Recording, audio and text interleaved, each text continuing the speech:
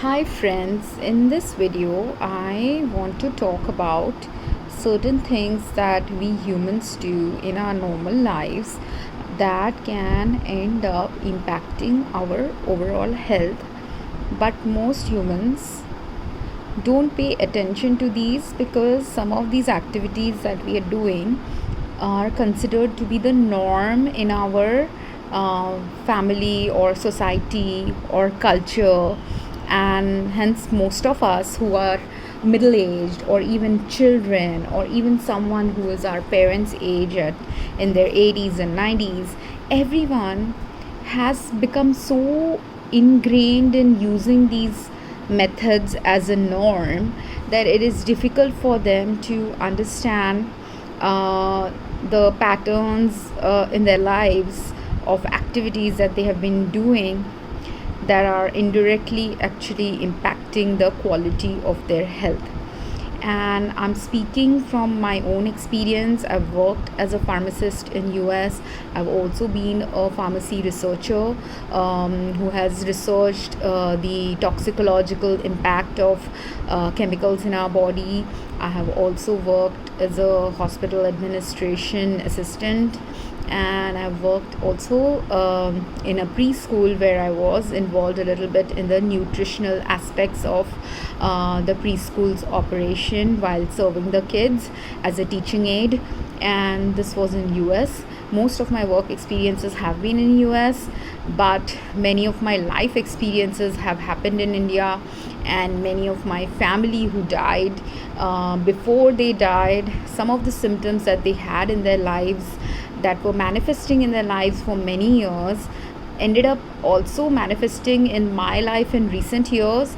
And I realized like my body was reacting in some similar ways as what I had seen some of my family do in the past. According to universe's guidance, I'm actually not biologically related to everyone that I saw when I was growing up.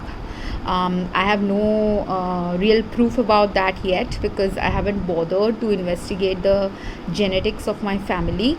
But if I was genetically related to any of the people who died in my family, whom I saw while growing up, or who haven't died but have been going through severe diseases and illnesses, if they are genetically linked to me, then the correlation of some of the symptoms that I have been facing about poor health have a genetic link. But if they are not genetically linked to me, then the correlation is even stronger, because despite not having genetic connection with them, if just by eating the same kinds of foods or living in the same area or even having lived in some part of the country for a while, for a few years together, can end up having impact on our health because of the environmental conditions of what we eat, what we breathe, what we drink, what we use in our daily lives, what is commonly available in India. So that's why most of my experiences are about what has happened to my health while I have come back from US and lived in India in the last 7 years, but also a lot of the reflection and data analysis that I have done about whatever happened in the lives of people that I know who have lived through some similar health conditions, show and point to me that there is a strong link of environmental toxins that are impacting the health of many Indians. But it is not just about Indians. There is a lot of environmental factors. I also used to live in Utah for 13 years, and in Utah too there were environmental factors that were impacting the health of Utahns, the people who lived in Salt Lake City, especially because those are the people I saw mostly. I also saw some Utahns from other cities because I used to work as a floater pharmacist, but my main observational analysis was for the Salt Lake City population. Whereas in India, because I have family who live in Kolkata, I have friends who live in Hyderabad, I have myself traveled with family in some other parts of India, and I have grown up in Mumbai. Right now I stay in Navi Mumbai. So there's like at least 5-6 different cities and village areas of India that I have experienced while growing up, and also after I have come back from US, all of which have led me to creating this post for people who live in these cities and countries and who might be experiencing some similar symptoms but might be puzzled as to what is going on with their health. Because I have seen multiple videos of people like me who have gone to the doctors, and after they have gone to the doctors have either not been able to find the right healthcare solutions for them, or because of insurance issues, there are people who do not have access to the right care because their insurance will not provide that kind of care or cover that kind of care. And the third thing is, most people do not realize this about their health, but significant portion of our health is dependent actually on how we think, how we live, what we are exposed to, what are our family patterns in terms of food and nutrition, what is the societal patterns that have impacted the nutrition and food of the area from which we procure our food, what are the policies of the region where we are living that are impacting the food quality that is arriving in our homes, and all of this is impacting our health. Research has been done about many of these things, data about the impact of certain chemicals and things that we use normally in our lives impacting our health exists in scientific literature. The only thing is, the doctors who are curing us usually don't have this background about the environmental factors that can impact people's health. Because what does a medical student usually go and study when they go to any hospital, be it in India, be it in US? Medical students' focus usually is that if a patient arrives to them with a particular disease, the student's goal is to, not the student but any doctor or student, medical student's goal is to treat the patient according to what symptoms they are showing up with, alleviate the symptoms of the patient, and ensure that the patient recovers and comes to a normal, stable body state. But usually the doctors don't look at, very rare doctors I have seen are looking at the root causes of what happens to a patient. Now, as a PharmD student, I didn't finish my PharmD when I was in US because of some visa issues, because I wasn't using my, I'm not a very street smart person, so I didn't calculatively calculate that I need to have this degree. I'm a little easygoing person, so I had, decided that I'll take a break because of visa issues, and I thought I would come back again to finish my PharmD degree. I never finished it. But while I was doing the PharmD, I realized the importance of what doctor of pharmacy students have done in US. They have created already a niche for themselves in kind of merging some things related to pharmacy that is needed right now in healthcare, which is that the pharmacy students who have done the doctor of pharmacy degree, the pharmacy students, the doctor of pharmacy doctors who work in hospitals as residents and then as pharmacists for hospitals and clinics, those doctors of pharmacy have a little bit more insight into what chemicals can do inside our body, the chemicals from the medicine.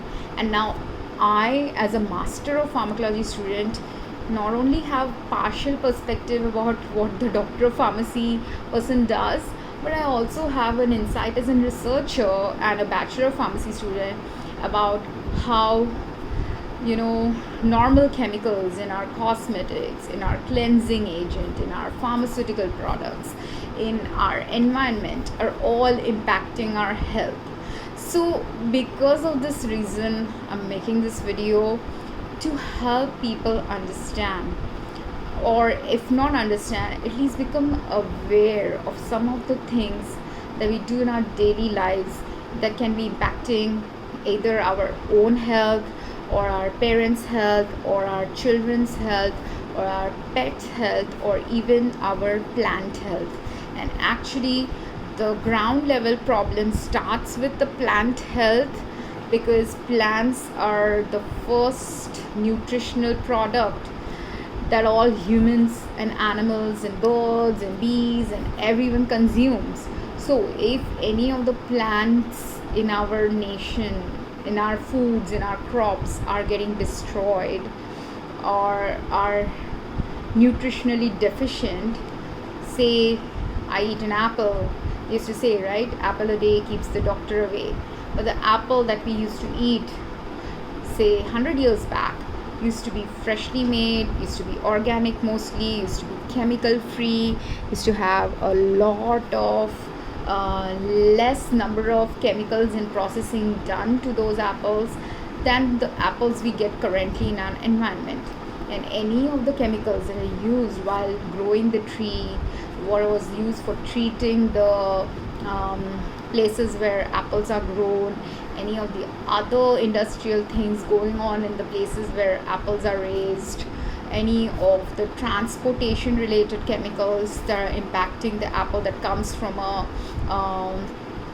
hill station like area to a city like Bombay, all of these chemicals add up to the toxins that the apple is collecting as it's been raised, and then as it comes to our homes. And then whatever chemicals are there in the water supply that we have, once we wash the apples, all of them eventually impact what goes in our stomach.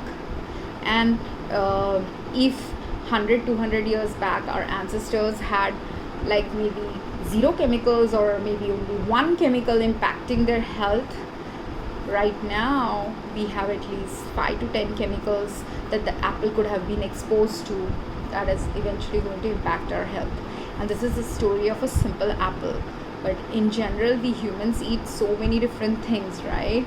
So each food that we are eating, and already research on some of these food groups have been done, the ones which were more cancer causing, more health concern related food groups have been investigated. People already know if you are having hormone laced meat, that can lead to cancer potentially, or if it is not even hormone laced meat and eggs and dairy products, if it's chemicals and other pesticide laced products that you're that you're eating from your farms, even all that can eventually impact your health. That's why in US the organic trend started, not just US but globally. Wherever people became aware that chemicals in their food can harm their health, people started shifting to the organic label. But is just the organic label enough? The answer is no, because what I found in India, like I bought, when I was starting to get really sick, every kind of food was causing allergies. Even the food that Ayurvedic doctor gave me a list that have these foods, because right now you have lots of inflammation, so avoid these foods. And the chart that she gave matched with some of my own experiences, that these kind of foods were causing inflammation. So I had to stop having milk products, dairy products, non-veg. I had anyways over time reduced eating these foods. But after seeing her chart, she had recommended certain food groups for me that should suit my health. But even those food groups were not always helping me, because of the chemicals that were impacting the quality of those food that was arriving in the city that I live. So like she asked me to eat green moong, and I love eating green moong. She asked me to eat certain kinds of lentils, rice.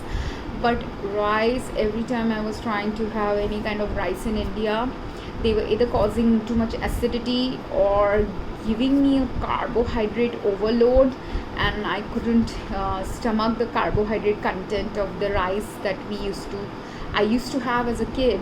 But in lately I wasn't able to consume as much.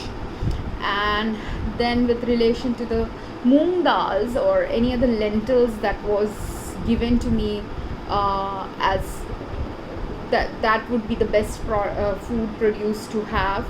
She gave lentils and certain kinds of fruits that I could consume based on my health status.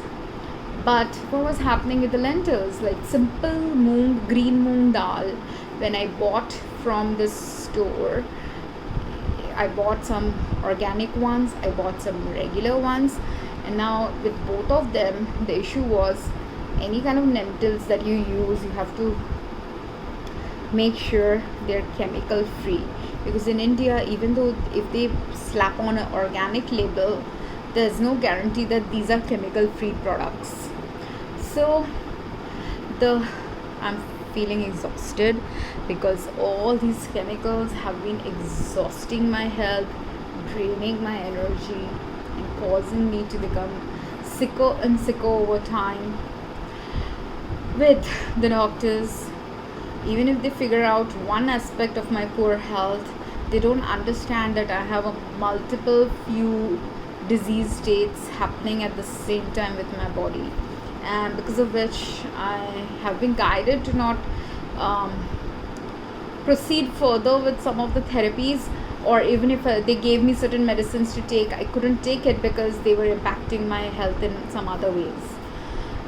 So with the chemicals in the lentils or organic label foods that we get in our any country, issue is, even if they have organic labels, even if the farmer has raised the produce free of chemicals from the farmer, when these lentils have gone to a food processor who dries up the lentils and then packages it and sells it to the grocery stores, these people are processing it with certain chemicals to preserve technically the grains from going bad. But what does it mean when a grain will not go bad? How? It has to be then preserved with some kind of pesticides or insecticides or antibiotics or something.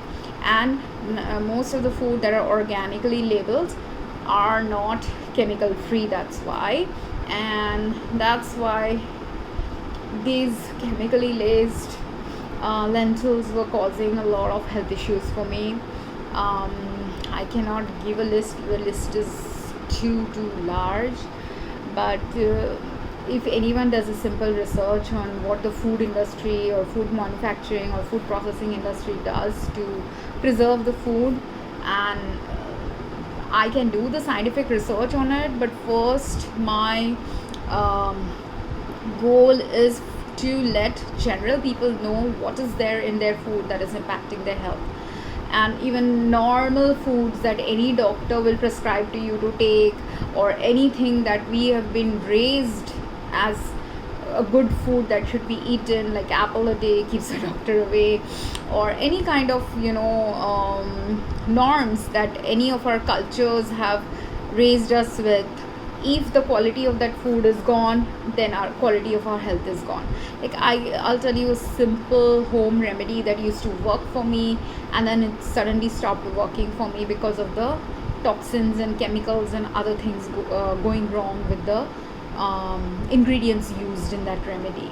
Like when I initially came to India, I had realized that for simple flu-like symptoms which people can get during normal flu season time, which is usually like in between in the months of January to February or January to March, when it's colder in India, in cities like Mumbai, people can get this from when the weather pattern changes from cold weather to hot weather in the January to March time. That's when people can get sick. Similarly, in the October to November or December time, again when the weather patterns are switching a little bit, that's again when people tend to get sick with the flu. And then in the rainy season, in the summer, when the summer to rainy season time transition happens in India, people tend to get stomach flus. So all these times for the flu which is related to the lungs and respiratory tract related flus, I observed that just taking simple kadha like mix can help. And what is a kadha like mix? Kadha is something you can make with just the normal spices that we use at home, like cinnamon, cardamom, bay leaves, tulsi leaves, any kind of herbal teas that you can get in India, the spicy herbal teas, any of those kind of things. If you boil a little, or you just make a natural tea without tea leaves, but just grinding up your ginger and cinnamon, cardamom, clove, a couple of these garam masala spices. If you just, anything that you use for your masala chai, instead of using the tea leaves, if you just boil these masalas in water and then have that water and filter that tea and drink that water and have a little bit of honey, that used to make me feel great, because this simple remedy used to be effective against normal flus. And if a little bit more stronger intervention was needed, I would consume a little bit of Chyawanprash. But then over time I realized the quality of Chyawanprash that was there in the market had degraded. I even bought something from a person who was selling it as they're making homemade grandmother's recipe, guaranteed Chyawanprash, and they were promoting it as organic and chemical free and everything, but it wasn't, because I could smell the preservative in the product. And that homemade grandmother's recipe one, because even if they might have used organically labeled fruits and whatever the ingredients are there usually in Chyawanprash, those ingredients likely were not raised in the right environmental conditions. Because even despite the preservative added to this Chyawanprash, within like a week or couple of weeks of opening that package, that Chyawanprash got spoiled immediately. The preservative didn't help. Likely whatever chemicals have been used for raising the basic ingredients that are used for the Chyawanprash, those fruits also didn't, likely are not raised well, and because of which they are already infected with fungus, and this Chyawanprash paste had fungus in them. And if I buy the store bought ones, they also have preservatives in them, or they also have certain ingredients in them that don't agree anymore with me, because sometimes those Chyawanprashes were very sour in taste or too chemical laced with preservatives, that it leads to bone aches and pain for me.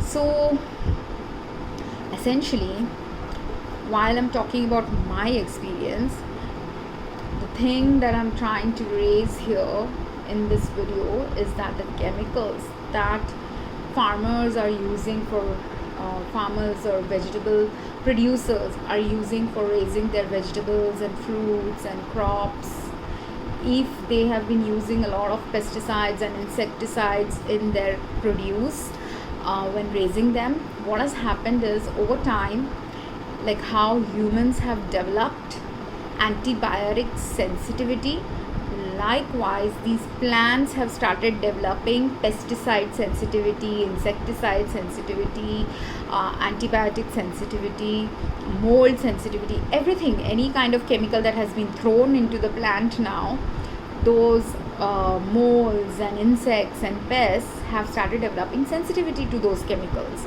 And because they have developed the sensitivity, more virulent kind of molds and funguses are actually getting trapped inside these plants, and people are just unaware about it, which is what in I don't know all the ingredients of a Chyawanprash, but I know Avla is used pretty frequently in Chyawanprash. And I have myself observed that if I buy regular Avla from the market during the Avla season, those Avlas get spoilt immediately within 1-2 days. Earlier this didn't used to happen. These fruits and vegetables didn't used to spoil within a couple of days. And even though the weather conditions are more or less similar, they're not able to sustain much in the toxic environment of our city life. And not just the toxic environment of our city life, but many factors are causing these poor quality food to arrive at our homes, and which all begins initially at the farmer's home. And it's not a mystery to many Indians that farmers in Maharashtra have had poor crop failures, have had committed suicides because of years and years of crop failures. And it's just that people have not put two and two together, that if crop failures are happening, that means something is being done in those areas that is impacting the quality of crops. So which means whatever those farmers have thought to be standard practices for raising crops has stopped working for them. And because of those crop failures, these crop failure news have come in our media for decades of our life. So for decades now, the quality of food has been degrading, just people have been unaware about it. But what has increased instead, because our quality of nutrition has degraded, because the quality of food that we are consuming has a lot of chemicals in them, what has happened instead is the disease conditions that are impacted by this poor nutritionally deficient food we are eating, or these mutated fungus and mold infested food that we are eating. Because most of the time, if we eat that avla that was resting in my fridge for 2-3 days and has got fungus growth in them after that, in the 3 days that it got the fungus growth, does it mean that it didn't have any fungus in it? No, it just meant it had fungal spores which grew well in the humid environment of the fridge. Or if I don't keep it in the fridge, if I keep it outside also, it grows, because there is mold in the environment where I'm living. There is mold likely inside the avla also. And that's the reason why the avla, that this avla laced homemade chawanprash that someone I bought from someone, that organic chawanprash, was also immediately fungus laced within a week or two of the preparation. Despite that, girl, because to make an avla you have to roast it, you have to make the whole avla is like a greenish colored fruit, right? Yellowish greenish colored fruit that you have to dry it, roast it, burn it, and it turns into a black colored paste because of the jaggery and other ingredients added to it, spices and everything added to it, right? So after having even got the heat treatment, the mold spores inside it and the mold inside it is not dying, because those molds are resistant to many environmental conditions that humanity has created. And these are the things that we have to reverse, because if we aren't able to reverse these things, our health will continue to worsen. We wouldn't know. And if this avla laced avla or this chawanprash that I consume, the first week that I consumed it, when it looked good, or the first day when I consume a fruit when it looks good, doesn't mean that just because it looked good it was actually good quality. Actually, if it was a poor quality thing, or if it was already a mold infested food that I have eaten, that mold eventually is impacting our gut, and our gut health over time eventually impacts. If lots of toxins have been accumulated in our gut, it eventually impacts our brain health as well. It impacts our mood, it impacts our sleep patterns, it impacts everything, because everything starts from the gut. Any kind of food and nutrition that gets absorbed from our gut eventually impacts all the organs in our body. So it's very important that we start at the beginning, start examining what kind of food we are consuming. If we are consuming good quality food, if we are not able to consume good quality food, what should we do to get better quality food? Not all of us can do the study on this, but people like me who has become sick, who has the clinical knowledge, who has the research knowledge, who has the knowledge to process the things that are going wrong with our health, we need to work together to figure out a better solution for everyone. And this is not a problem just restricted to Mumbai or Maharashtra. I have observed this in Kolkata as well. I had other environmental factor related problems when I was traveling through certain parts of India in the last few years. Same way with US too. But in US, I was a younger person. I didn't have these pre-cancerous conditions happening with me, so I was in a slightly better state of health. And in US, the cold weather conditions in US helps in preventing some of these diseases from progressing that a tropical climate cannot prevent. But despite that, even in US, in densely populated areas of the US, these food problems and environmental toxin related problems impacts our overall quality of food that we are eating, which in the end impacts our health. And over time, what happens, those chemicals that we have eaten, those fungus and bacteria and all kinds of garbage that we have eaten via poor quality produce, eventually ends up impacting our health. And after, in our middle age, like I'm in my 40s, early 40s, and there are other people who are in their 60s and 70s in my family who eventually end up with cancer, eventually end up with TB, eventually end up with cerebral attacks, or many other kinds of things, the symptoms for which were actually present in the things they were doing in their lives. But just because the doctors and the pharmacists and everyone else hasn't pooled together the data of what we do in our daily lives that impacts our health, most of the people in my family are still unaware how certain things that they do themselves are impacting their health, and certain things like how a farmer raises his produce is beyond our control. But what is in our control? In our control is to go and try to buy those food and good quality food. If you are average middle class to upper middle class Indian, you have to start paying for food that is better quality. You have to start investing in your and your children's future by ensuring that if you have the money, you should invest in those farmers who are doing the true organic farming, and not the organic farming where you are still chemically lacing the produce. You have to ensure that some industrialization related chemical usages are reduced in India. Not just India, every country of the world has to focus on this currently. It's a global health problem. Many people are not understanding the pandemic was also pointing towards this problem itself, but in fact it got worsened by increased promotion of chemical uses instead of reducing the chemical use in our daily lives. So in conclusion,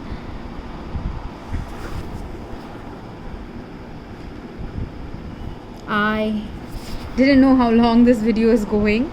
I want to make a part 2 as well, but right now please look into what kind of foods you're consuming, how those foods are impacting your health, and if you have body aches and pains, if you're getting breathing distress, if your skin is becoming sensitive to chemicals that you use regularly in your environment, if you're getting brain fog, if you're feeling dizzy, if you're having sunlight sensitivity suddenly, if you are feeling feverish but your body doesn't show any fever, if you're getting wind chills but your body is not again showing a reduced temperature normally, if your heart rate is erratic, if you're having normal, you're feeling lethargic, if your body has muscle aches and pains which are not getting alleviated by taking medicine, or even if you take medicine or any other kind of massage therapy and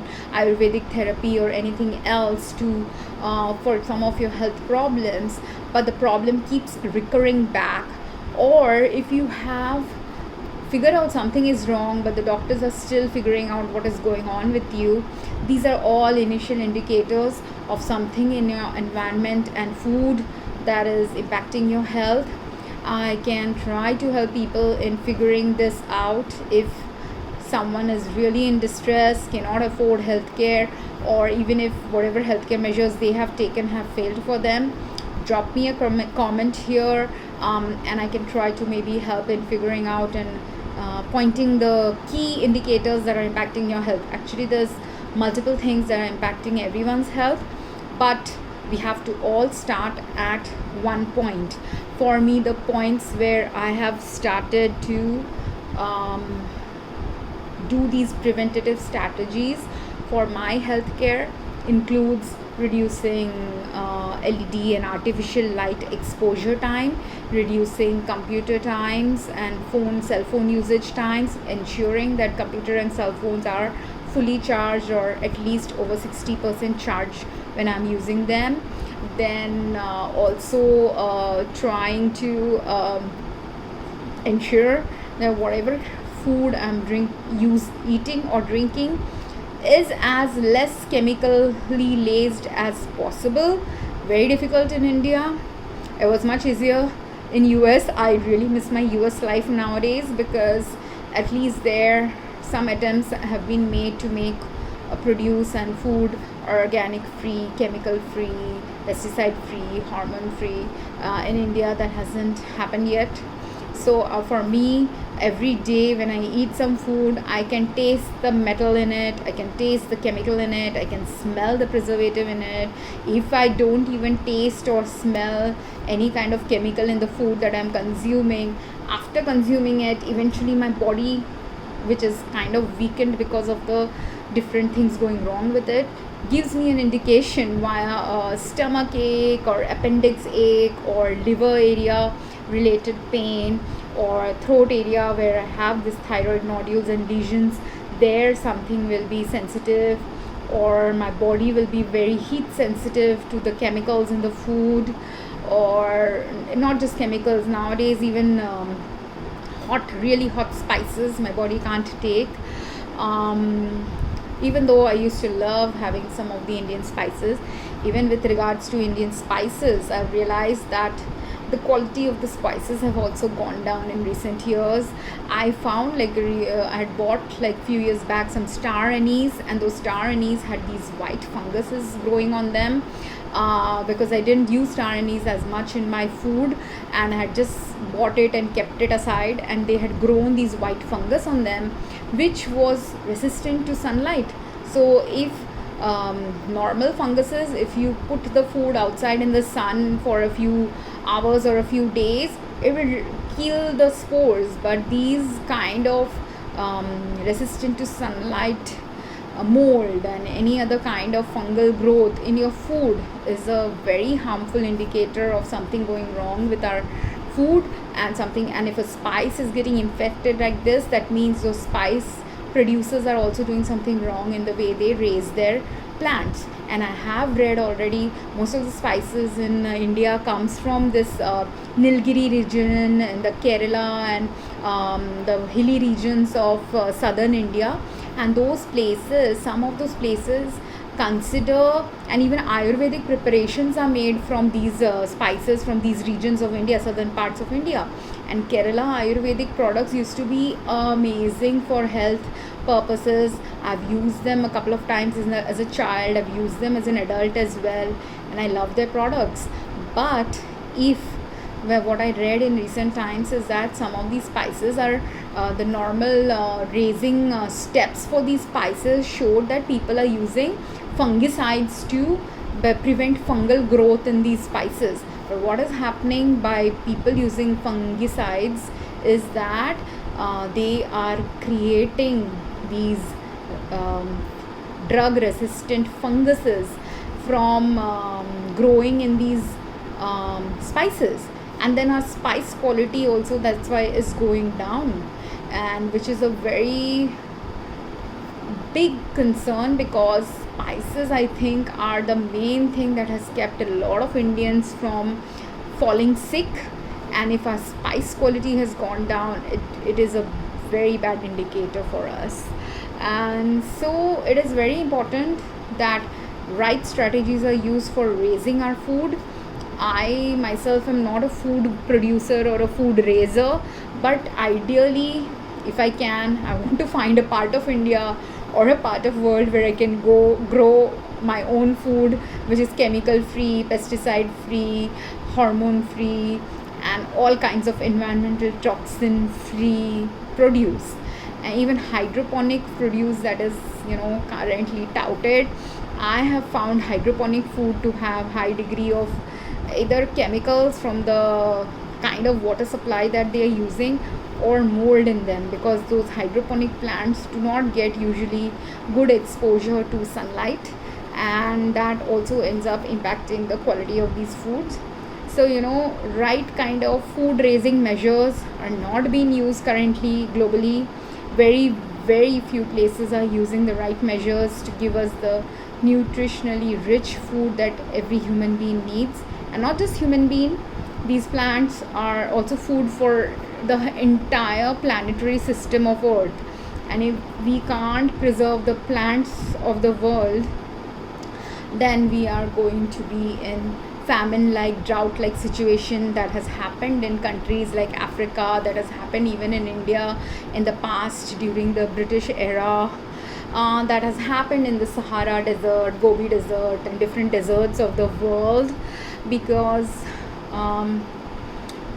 plants are the nurturers of our lives. And not just plants, the other thing that nurtures us is clean air and clean water. These clean air, clean earth, clean water, clean soil, all are needed for us to have clean health. And if we don't have it, no amount of medication use can prevent us from falling sicker or getting worse in health. People might have already seen with their relatives or friends or family who might have died from COVID. If they haven't seen it, they need to understand this, why those deaths happened, because the reason behind those deaths were present in the normal things those humans were doing in their normal lives, things that have been considered normal for decades but aren't really good for human health, plant health, animal health. And if anyone has any questions regarding what I posted in this video, please drop me a comment. I would love to help people research on this. I would love to help people individually also start creating a diary of things that they are consuming that could be impacting their health. Some of these things are reversible. Actually, most of it is reversible, but a global reversal has to happen for the global change to happen in our overall health. And if the global reversal in some of the things that we are doing doesn't happen, then we are heading towards more and more cancers and viral infections and other kinds of infections to come up in our lives, with people just trying to treat them using measures that are more harmful than beneficial in the long run. In the short term, they might provide some short term relief to our health when we take a medicine, but in the long term it is proving to be harmful, which is what most humanity needs to start understanding now if they want a better quality life than they have had so far in their life. Thank you for listening to this video, and please drop me a comment if you have any questions. Thank you.